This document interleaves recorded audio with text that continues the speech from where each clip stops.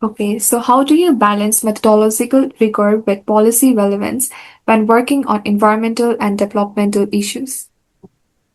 So yeah, so all the research that we do, has some policy implication, right? So we are doing our research not for the sake of it, but we do want to inform policies, right? In the case of Nepal, right, in my case, for example, we see that there's an impact of air pollution, or there's the impact of dirty, rivers. The people are impacted, people who are directly using river water, for example, or people who are directly so like inhaling air. So those are impacted, right? So our purpose is always, how do I conduct research so that we inform policies? How do we help policymakers?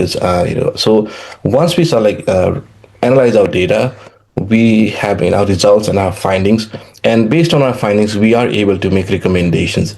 And in my case, like I was very I was very happy when one of the so there was a lawsuit filed in Supreme Court of Nepal. So they were trying to. So the Lumbini zone, right, was already protected, but then for a really long time,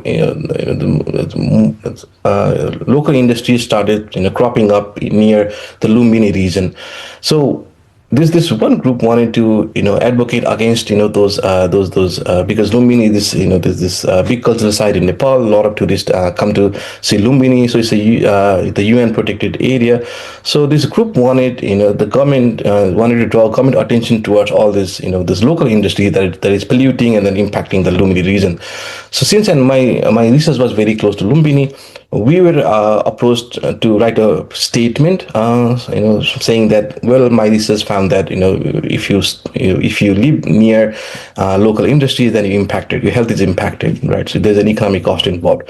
So there was, finding from one of my papers in my dissertation. So based on that research, based on that finding, we were able to write a supporting statement. And then so it was very humbling for us to know that our resources actually used in Supreme Court in Nepal for actually one of the cases. So again, like I said, right, so it's the research that we do is for the purpose of guiding policy, to help building policies. And it's also a very humbling experience when your research and your findings actually used in policy making.